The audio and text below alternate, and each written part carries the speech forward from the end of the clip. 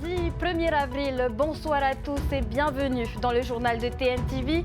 Je suis ravie de vous retrouver pour vos éditions de la semaine. Voyons sans attendre les titres. La Polynésie réunie autour du ballon rond. Même si les matchs ont déjà commencé, l'ouverture officielle du Festival des îles est organisée ce lundi. Plus de 1000 athlètes des 5 archipels ont répondu présent. Qui dit lundi de Pâques dit aussi chasse aux œufs. Dans le jardin ou sur Internet, vous avez été nombreux à perpétuer la tradition. Et enfin, nous vous emmènerons plonger du côté du PK-18 à Tahiti. L'une des dernières pompes des coroporites russes de la saison a eu lieu vendredi. Un phénomène naturel étudié par l'association Tetama, notée Teiroto.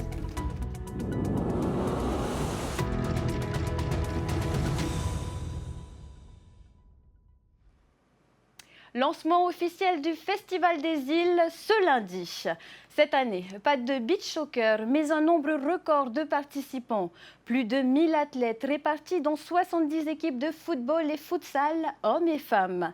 Les matchs ont déjà débuté et cette année encore, les archipels sont venus en force, comme l'a constaté Sam Teinaure. Depuis samedi, la salle de Fatawa fait résonner les cris des supporters des équipes de futsal. Ce matin, l'équipe de Faïté fait son entrée dans la compétition face à Takaroa. Une première victoire qui met en confiance pour la suite de la compétition.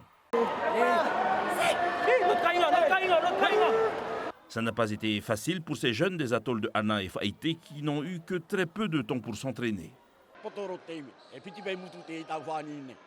J'avais deux équipes entraînées, celle de Hana et celle de Faïté. Nous avons pris les meilleurs de Hana et les meilleurs de Faïté pour les rassembler en une équipe. Voilà le résultat. Ils n'ont fait qu'appliquer ce qu'on leur a enseigné. Le match suivant opposait le club Mato de Huahine à la modeste équipe de Rikitea. Huahine dispose de 2 formations pour le Festival des îles. Le club de Mato, champion de Huahine, et un regroupement des meilleurs joueurs des autres clubs de l'île. Même en menant 5-0 à quelques secondes du coup de sifflet final, le coach demande à son équipe de maintenir la pression sur son adversaire.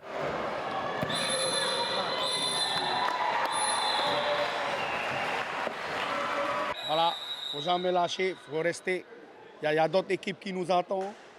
Il ne faut pas croire que nous, on veut gagner. Tout le monde veut gagner aussi. Hein? Mais bon, c'est sur le terrain, on va voir qui est le gagnant. Voilà. Au fil des éditions du Festival des îles, les organisateurs ont réduit la durée des mi-temps qui passe de 20 à 15 minutes pour le futsal et de 45 à 20 minutes pour le football. Cette durée descend même à 15 minutes pour les équipes féminines. L'objectif est de pouvoir faire jouer toutes les équipes durant les 8 jours de compétition.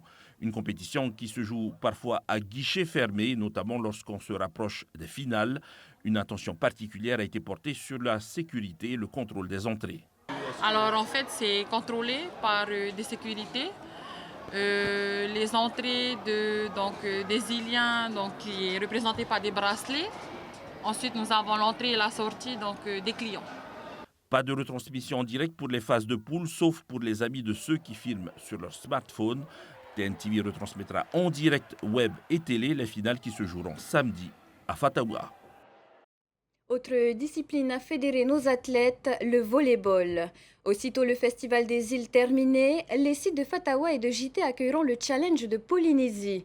Près de 500 athlètes des différents archipels seront au rendez-vous du 7 au 13 avril. Parmi eux, les meilleures équipes des îles prêtes à en découdre. Le reportage.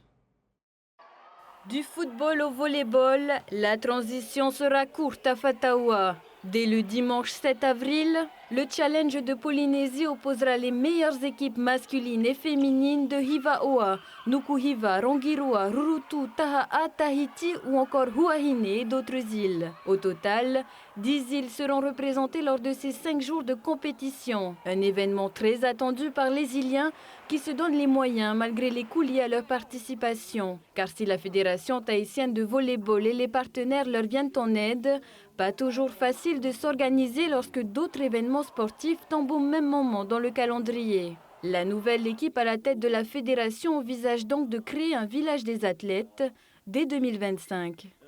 C'est un problème récurrent chaque année. Les réservations des hébergements dans les Faréamur 1, dans les écoles, dans les centres d'hébergement, dans les centres d'accueil. Ça a toujours été un calvaire pour nos clubs. Je me suis mis à leur place. Je sais que j'ai mon quote-part, j'ai mes billets d'avion payés. Je dois payer mon pourra mon hébergement pour combien d'athlètes. Mais maintenant, ils sont 12, mais s'ils arrivent à 40. Et donc, l'idée de la mise en place d'un village pour notre challenge Polynésie, je pense que nous allons faire des heureux.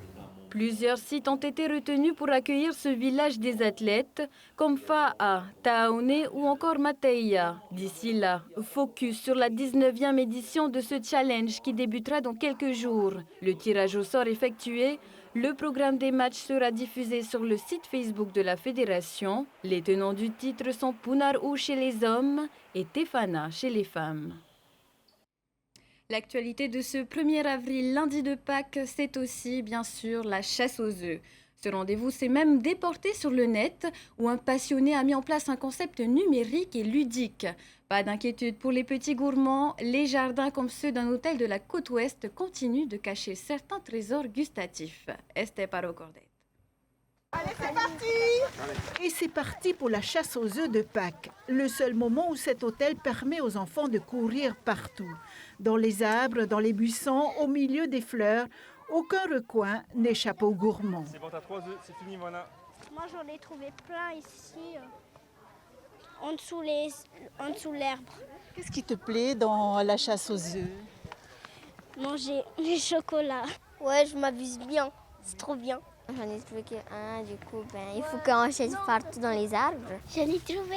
120 œufs en plastique ont été cachés un peu partout. Les enfants échangent ensuite leur récolte contre des chocolats. Mais avant, il a fallu confectionner les paniers pour accueillir les œufs. Chaque année, on essaye de trouver une nouvelle activité créative. Donc des fois, c'est des petits sacs, des fois, c'est des petits paniers à composer. Des fois, on a fait des masques de lapin. Coucou les copines, alors comme ça vous cherchez des œufs? Pas d'enfants qui gambadent partout chez Dominique, mais des milliers de chasseurs de chocolat sur son site. Les œufs sont disséminés dans des paysages panoramiques. Une invitation à découvrir le travail de ce photographe. Il y a des œufs sur lesquels vous pouvez appuyer. Toutes les photos qui sont dans la chasse, c'est moi qui les ai prises. Alors j'ai la chance de voyager un petit peu en Polynésie, donc on peut se retrouver au port de Makatea, dans la montée du Belvédère, il y a aussi le parc Veirei. Enfin, j'essaye en même temps de promouvoir les communes. Attends, mais là, c'est pas la bonne chasse. La chasse aux œufs virtuelle a été bonne depuis sa mise en ligne le 25 mars. Plus de 2300 internautes se sont pris au jeu. Il y a des œufs qui sont très, très bien cachés. Lui n'est pas revenu de la chasse aux innovations bredouilles. Le président du pays, Moetai Broderson, est de retour de Singapour où il a enchaîné les visites comme celle d'une entreprise spécialisée dans le domaine de l'aéronautique. Le coup de foudre a été fulgurant puisque Moetai Broderson a finalement décidé de se doter d'un Airfish 8, un appareil volant qui permettra de diminuer le temps des trajets inter-îles. Malgré des coûts d'achat faramineux, la consommation de ce nouvel appareil est moindre comparée à celle d'un avion classique. Un coup de pouce pour l'environnement de la part du président. Le président sera d'ailleurs sur notre plateau demain soir pour parler plus sérieusement du bilan de son séjour à Singapour et réagir à certains faits marquants de l'actualité locale. Du côté de Tevayuta, les écoles Meiripe et Nu'utafaratea passent à la loupe la faune et la flore du récif, et notamment celui de Vahuata. Pour cela, ils disposent de supports pédagogiques obtenus grâce à la fondation Piu ou l'association Tamanote Teiroto, du matériel qui devrait faciliter le travail des enseignants du primaire mais aussi du collège de Tevayuta. On écoute à ce propos le directeur Anthony Honkyu, il est au micro de Mathei Toutabe. Cette AME, elle n'est pas née d'aujourd'hui, ça fait plusieurs années que l'équipe pédagogique de l'école de Meiripe travaille sur ce projet. Aujourd'hui, c'est la concrétisation donc, de l'installation des panneaux, de la remise encore de matériel offert par Piu. Pour ma part, c'est surtout une aide administrative dans les démarches des enseignants pour pouvoir bénéficier des autorisations, les sorties sur le site de Vahuata et aussi aider l'équipe pédagogique dans l'organisation pédagogique de projet, c'est-à-dire le contenu des savoirs à enseigner, pour que ce projet soit bien compris par nos élèves, surtout sur le fond, la préservation des ressources marines à ce jour. La préservation des ressources marines, cela passe également par l'observation d'événements naturels comme la ponte des coraux. L'une des dernières a eu lieu vendredi et elle a pu être observée de près par des employés d'une société privée. Pour les guider, l'association Tetamaote Tairuto qui étudie le phénomène. On se met à l'eau avec Matei Toutav et regardez.